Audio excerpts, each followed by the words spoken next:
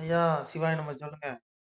ஐயா மங்களமா மங்களா எல்லாத்துக்கும் மங்களம் படிச்சாங்க நேத்து பாஜகவுக்கு. ஏன் என்னாச்சு? விஜய் ரொம்ப எதிர்பார்த்துட்டு இருந்தாங்க சரி. பாஜகவுல இருந்து. ம். அவர் கொள்கை எதிரிட்டு அவர் போயிட்டாரு. கூட்டணி ஆஃப் வச்சுட்டாரு விஜய். இவரை நம்பி அண்ணாமலை பிஜேபி கழட்டி விட்டுச்சு. யார நம்பி? எடப்பாடி நம்பியா? ஆமா. சரி. நயினார் தனியா ஊர்வலம் போறாரு. ஆள் இல்லாத கடையில யாருக்கு நீ அத்தனை மன்மதராஜன் தெரியல. ஊர்வலம் போகின்றார் போற தனியா போயிட்டு இருக்காரு. 100 150 பேர் வரா. அண்ணா நான் என்ன கேட்கேன், அண்ணாமலை ம், எண்மண் எண் மக்கள்னு போகும்போது ஒரு விஜய்க்கு எவ்வளவு கூட்டம் வந்ததோ அதுக்கு நிகரா கூட்டம் வந்தது.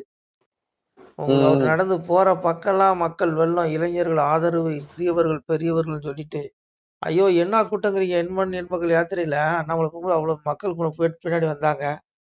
ம், இன்னைக்கு பாருங்க வெறும் 100 பேர் 150 பேர் போறான். எவன் போக மாட்டாங்க. ஏங்க உண்மையாலுமே இந்த நயினார் நாகேந்திரன் இந்த பிஜேபி மேல கொஞ்சமாவது இந்த மனுஷனுக்கு அக்கறை இருந்திருந்துன்னா ம், இந்த தலைவர் பதவியை இவர் ஏத்திருக்க மாட்டாரு. நீ அண்ணாமலைக்கு கொடுன்னு அமித்ஷாட்ட சொல்லியிருப்பாரு.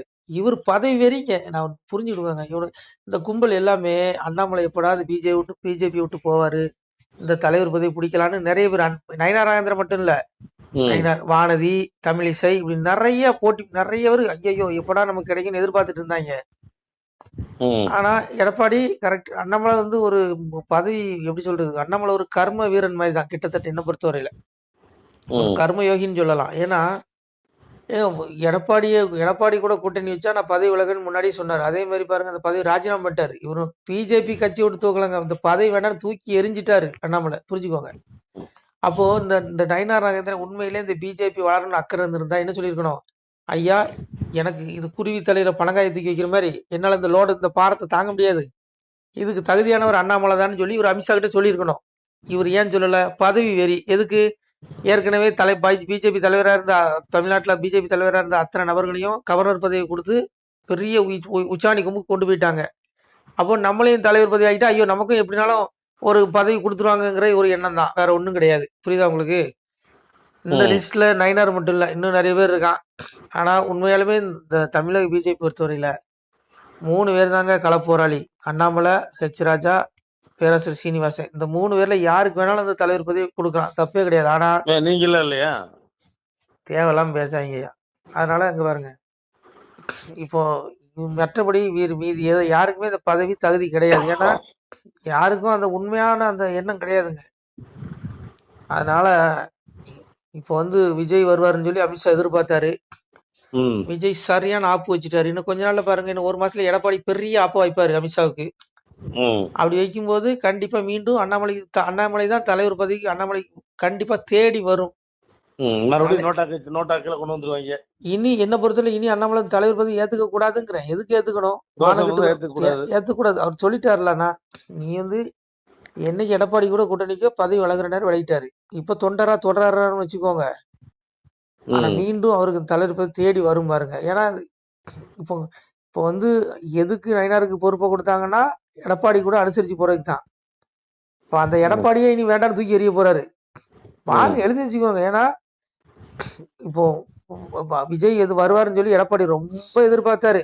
இப்போ நீ பிஜேபி கூட இருந்தா வரமாட்டேன்னு சொல்லிட்டாரு. இன்னைக்கு தினமலர்லயும் அதை பத்தி ஒரு உளவுத்துறை ரிப்போர்ட் சம்பந்தமா பேசியிருக்காங்க, பாருங்க அதை பத்தி.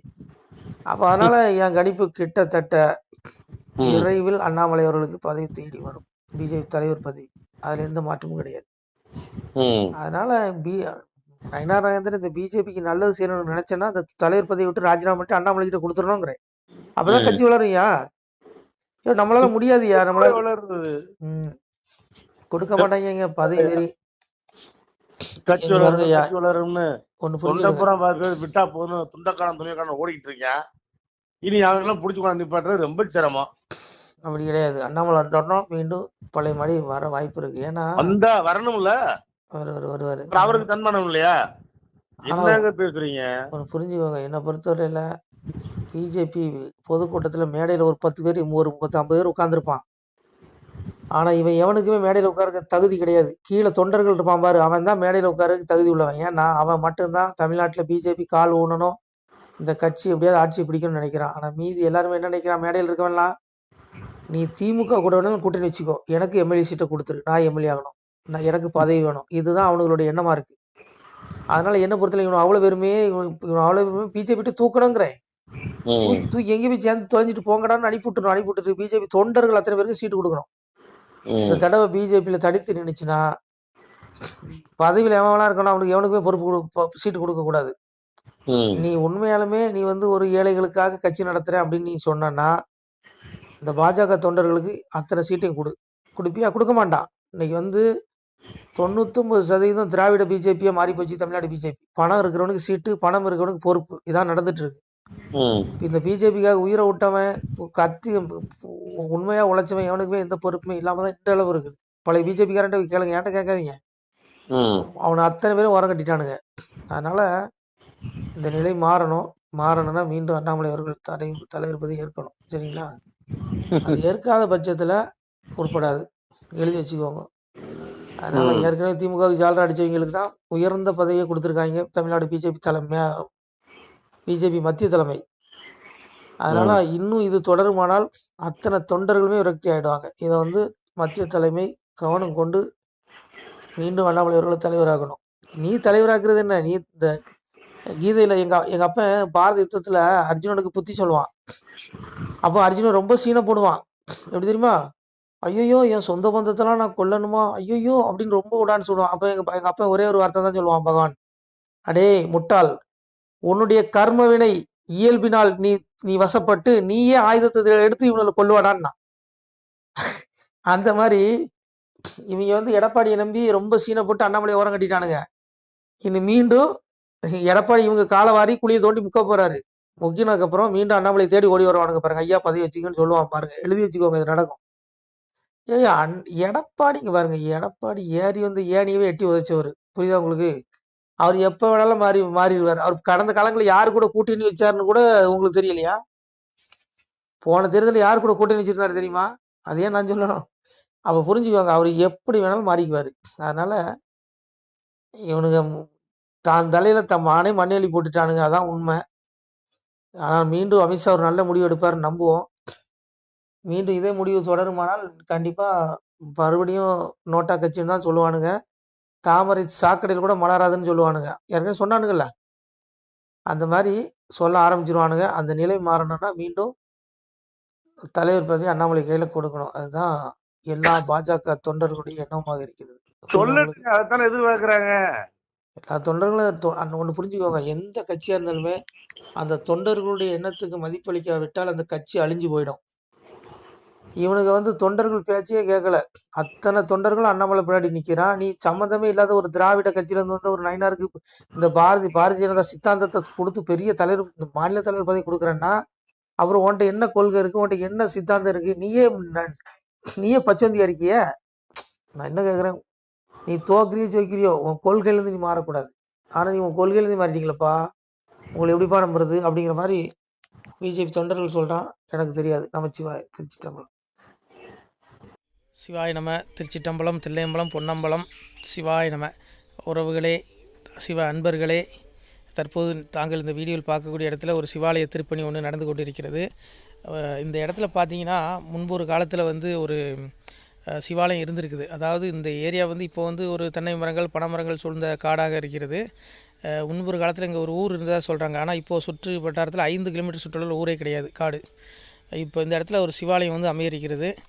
இந்த சிவாலயத்தில் இருந்த அந்த சாமியுடைய திருமணியை எடுத்து வச்சிட்டோம்.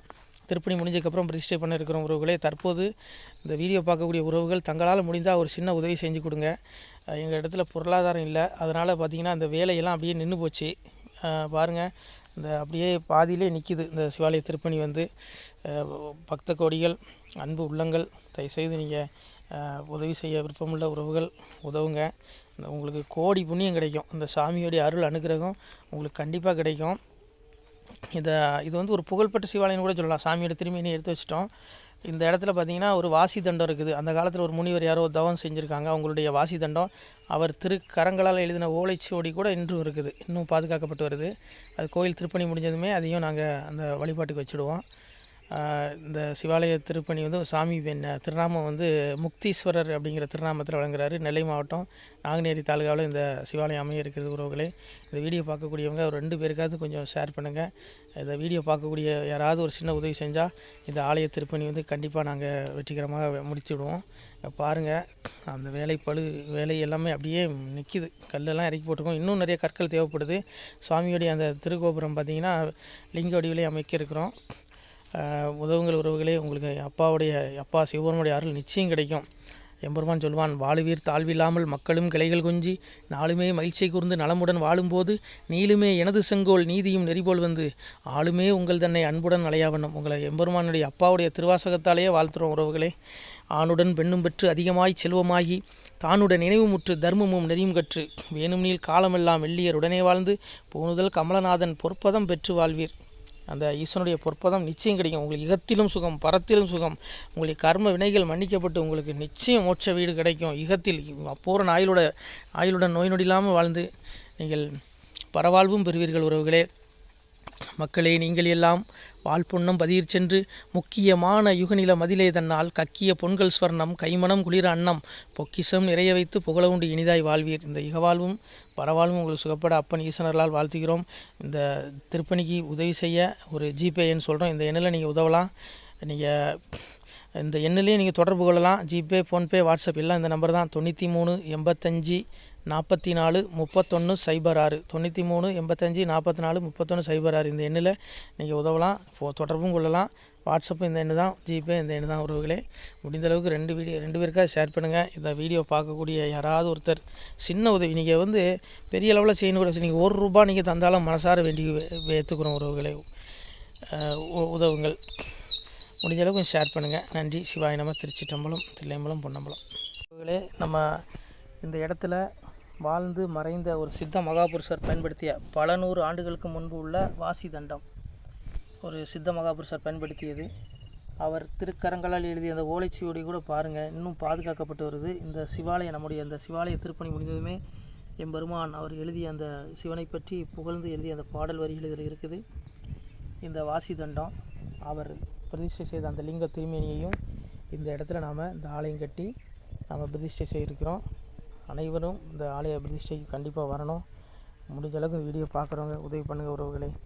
பொருளாதாரம் இல்லாமல் திருப்பணி நின்று போச்சு. முடிஞ்ச அளவுக்கு ஷேர் பண்ணுங்கள், உதவுங்க. நன்றி. நம சிவாய. திருச்சிற்றம்பலம், தில்லையம்பலம், பொன்னம்பலம். இந்த புண்ணிய பலன் தங்களுக்கு உடான கூடிய வரும் உறவுகளை. நம சிவாய.